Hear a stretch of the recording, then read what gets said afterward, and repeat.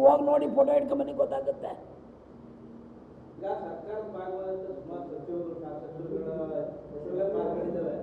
ಅವರು ಟಚ್ ಮಾಡಲ್ಲ ಶಾಸಕರು, ಮುಖಾಂತರ ಒತ್ತಾಯ ಅವ್ರು ಆಗಲ್ಲ, ಅವ್ರು ಯಾತಕ್ಕೂ ಬರಲ್ಲ ಅವರು. ಸರ್ ನಮ್ಮಲ್ಲಿ ಪರಿಸ್ಥಿತಿ ಏನಾಗಿದೆ ಸಾಹೇಬ್ರೆ ಹೇಳ್ಬಿಡ್ತೀನಿ ಕೇಳಿ. ಈಗ ಅವರು ಏನೋ ನಮ್ಮನ್ನೇನೋ ಒಂದು ಕೇಳಿರ್ತಾರೆ ಸರ್, ನಾವೇನು ಸಹಾಯ ಮಾಡಿಲ್ಲ ಅವ್ರಿಗೆ. ಚುನಾವಣೆಯಲ್ಲಿ ಕೇಳಿದಾಗ ನೀವೇನು ಸಹಾಯ ಮಾಡಲಿಲ್ಲ, ಈಗ ಕಬ್ಬ ಬಂದಿದ್ದೀರಾ, ಏನು ಉತ್ತರ ಹೇಳ್ತೀರಾ ಅವ್ರಿಗೆ? ನೀವು ಏನು ಉತ್ತರ ಹೇಳ್ತೀರಾ?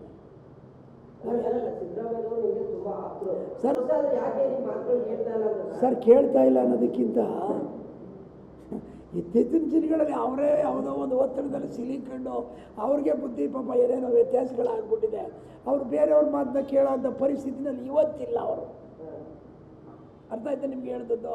ಅದೇನು ನಿಮಗೆಲ್ಲ ದಿನ ಬೆಳಗ್ಗೆ ಆದರೆ ನಿಮ್ಮ ಪತ್ರಿಕೆಗಳಲ್ಲಿ ಮಾಧ್ಯಮಗಳಲ್ಲಿ ಎಲ್ಲ ದಿನ ಬೆಳಗ್ಗೆಯಿಂದ ರಾತ್ರಿವರೆಗೂ ನಾವು ಅದನ್ನೇ ನೋಡ್ತಾ ಇದ್ದೀವಿ. ನಾವು ಹೇಳಿದ್ನಲ್ಲ ತಮಗೆ 2 ತಿಂಗಳಿಂದ ಕಾಯ್ತಾ ಇದ್ದೀವಿ ನಾವು ಟೈಮ್ ಕೊಡ್ತಾ ಇಲ್ಲ.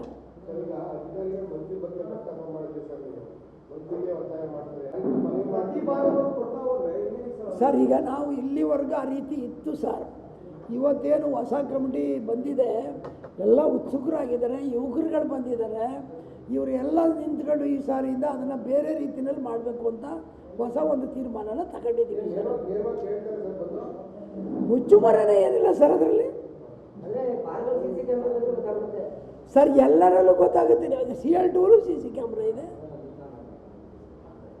ಎಲ್ಲಿಲ್ಲ ಸರ್ ಕ್ಯಾಮ್ರಾ, ಎಲ್ಲ ಕಡೆನೂ ಇದೆ ಸರ್. ಪರಿಸ್ಥಿತಿ ಹಂಗಿಲ್ಲ. ಏನಾಗಿದೆ ಅಂದರೆ ನಮ್ಮಲ್ಲಿ ಇನ್ನೂ ಮುಗ್ಧರು ಲೈಸೆನ್ಸ್ಗಳಿದ್ದಾರೆ ಪಾಪ. ಮುಗ್ಧರು ಅನ್ನೋಕ್ಕೆ ಯಾಕೆ ಉದಾಹರಣೆ ಕೊಡ್ತೀನಿ ಅಂದರೆ, ನಂದು 2 ಬಾರನ್ನು ಸರ್ 2000 ಇಸ್ವಿನಲ್ಲಿ ಹೊಸನೇಮತಿ ಅಂತ ಒಬ್ಬರು DC ಇದ್ದರು. 2 ಲೈಸೆನ್ಸೇ ಕ್ಯಾನ್ಸಲ್ ಮಾಡಿಬಿಟ್ರು ನಾವು ಉಲ್ಟಾ ಮಾತಾಡಿದೆ ಅಂತ.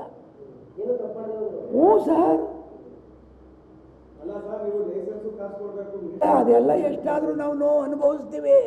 ಅಂಗಡಿದವ ಗಲಾಟೆಗಳಾಯ್ತವಲ್ಲ, ಅದನ್ನ ನೋಡಿಬಿಟ್ರೆ ನಾವು ಅವ್ರ ಬೊಯ್ಯೋ ಬೋಗಳ, ಅವರನ್ನೋ ಮಾತು ನಮಗೆ ಒಂಥರ ಯಾವನಿಗೆ ಬೇಕಪ್ಪ ಈ ವ್ಯಾಪಾರ ಅನ್ನೋ ಪರಿಸ್ಥಿತಿಗೆ ನಾವು ಬಂದಿದ್ದೀವಿ. ಅದು ಸರಿ ಸರ್, ಈ ಮಾತ್ರ ದಯಮಾಡಿ ಸರ್ಕಾರಕ್ಕೆ ಕೇಳಿ, ನಮಗೆ ಕೇಳ್ತೀರಾ?